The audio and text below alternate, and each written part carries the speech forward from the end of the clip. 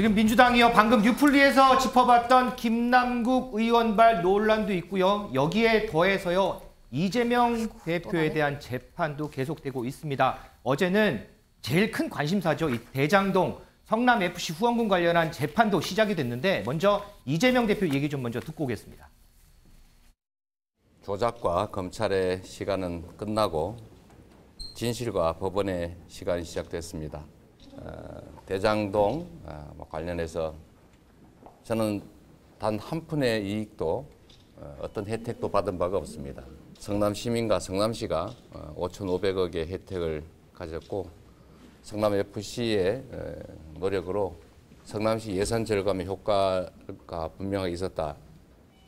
이 말씀드립니다.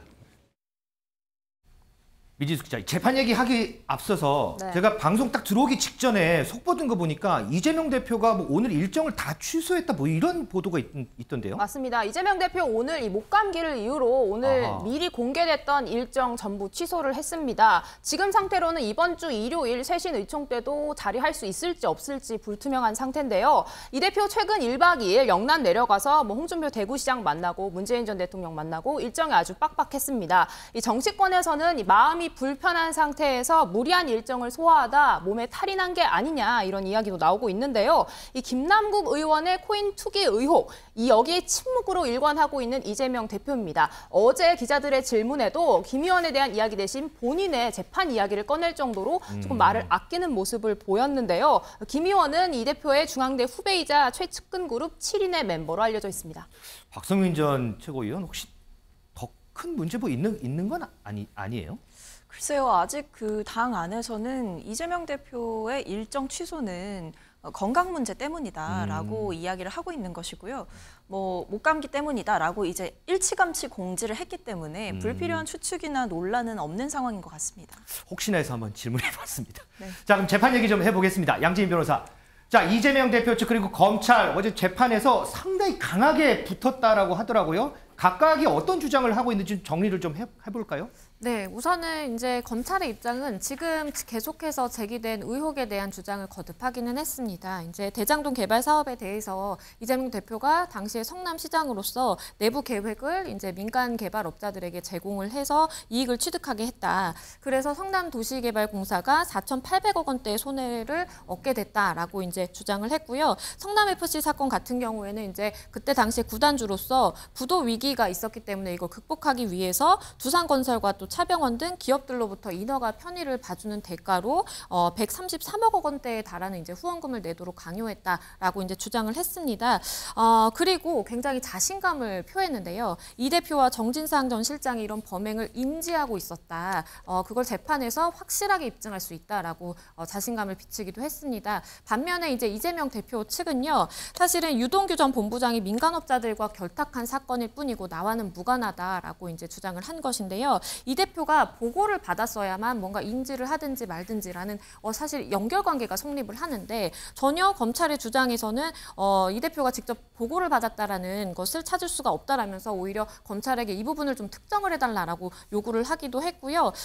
압수수색을 진행했음에도 불구하고 이 대표가 직접적으로 부정한 돈을 수수했다라는 것을 입증하지 못하고 있다라고 주장하면서 검찰의 공소 사실은 모두 허구다라고 주장했습니다. 그리고 뭐 수사 기록 두고 설전 벌였다 이런 얘기도 있던데 이거는 무슨 얘기예요? 맞습니다. 이게 사실 다양한 사건들이 굉장히 얽혀 있고 그리고 이제 굉장히 좀 장기간 안에 그리고 이제 계좌 내역이라든지 그런 거래 내역이 굉장히 많다 보니까 그래서 수사 기록이 20만 쪽이 넘는다라고 이야기를 하고 있고요. 20만 쪽이요? 네, 복사하려면 거의 1,000만 원가량이 든다라고 이야기가 되고 있습니다. 그렇기 때문에 변호인 측, 그러니까 이재명 대표의 변호인단에서는 이 기록을 모두 살펴봐야 방어권 행사를 할 수 있을 텐데 그러면 우리가 1년은 필요하다라고 주장을 하고 있었고요. 검찰 같은 경우에는 아니다. 전체 기록수가 그렇게 많은 것이지 사실 중요한 증거만 뽑아서 본다라고 한다면 기록의 양은 그렇게 방대하지 않다라고 주장을 했고요. 이 부분에 대해서 재판부는 기록을 어쨌든 다 파악할 때까지 우리가 그러면 1년이나 기다려서 재판 기일을 다시 잡을 수는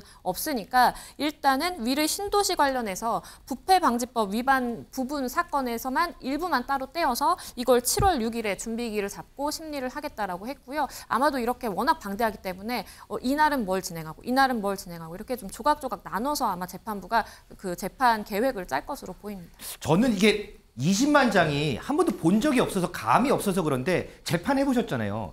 이거 20만 장 다 읽으면 진짜 1년 넘게 걸려요? 사실 20만 장을 다 볼 수는 없고요. 검찰의 주장처럼 사실은 이제 뭐 여러 가지의 증거물을 다 합쳤을 때 그렇다라는 것이고 내가 정말로 방어권을 행사해야 되는 그 중요한 기록들이 또 있습니다. 그래서 변호인단이라든지 아니면 검찰도 그 기록만 따로 이제 사실은 처를 해가지고 따로 이제 가지고 있다가 그 부분만 보기도 하고요. 아마도 20만 쪽이라고 하는 뭐 양이 방대하기는 하지만 그 전체를 봐야 될 필요성은 좀 적다라고 보이고 부분 뽑아서 보면 충분히 좀 방어권을 행사할 수 있지 않을까라는 생각도 해봅니다. 자, 그러면 이제 검찰 입장에서는 어쨌든 혐의를 입증을 해내야 되잖아요. 그런데 지금 보면 유동규 전 본부장 말고 다른 사람들 뭐 예를 들면 정진상 전 실장이라든지 김용 전 부원장이라든지 뭐 김만배 씨 입 안 열고 있는데 이게 혐의 입증이 가능할까요?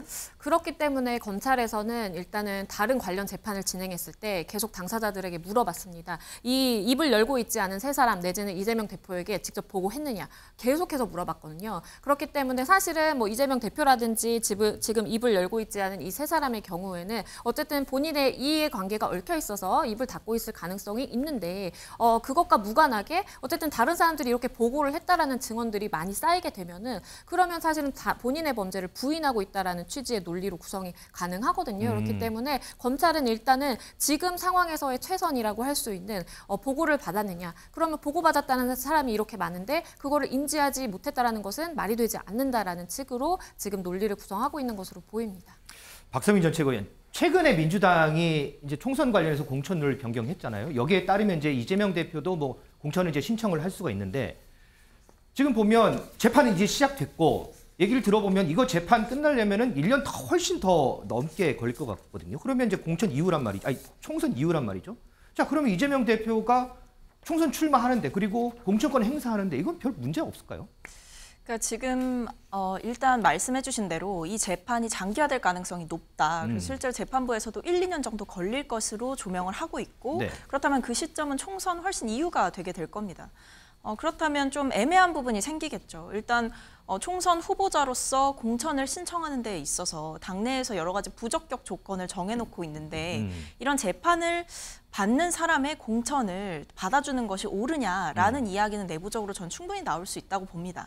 이번에 당원당규 공천 룰 개정을 하면서 일부 좀 수정이 된 부분이 있지만 일부 언론에서는 재판받는 자라는 대목을 수정함으로써 오히려 대표에게 좀 더 유리한 고지를 선점하게 하는 것 아니냐라는 해석이 있었지만 그렇죠. 당 차원에서 공식적으로 배포한 입장에 따르면 재판받는 사람이라는 문구만 삭제했을 뿐이지 뭔가 비리가 있거나 문제가 있는 사람, 부적격한 뭐 조건이 있는 사람 이런 식으로 폭넓게 해석할 수 있는 여지를 오히려 더 넓혔다라고 이야기를 하고 뭐 있습니다. 검증을 강화한 거다 이런 얘기 있더라고요. 네, 그래서 검증을 강화했다라는 것을 강조하고 있기 때문에 아마 공천에서는 사실 무엇보다도 중요한 건 인물의 경쟁력도 중요하지만 국민과의 눈높이를 맞추는 일도 상당히 중요할 것으로 보이고요. 그렇죠. 이재명 대표께서 공천을 뭐 신청하실지 안 하실지는 저도 모르겠지만 그 부분은 그때 되면 또 논란이 한 번 더 있지 않을까라고 추측해 볼 수는 있을 것 같습니다.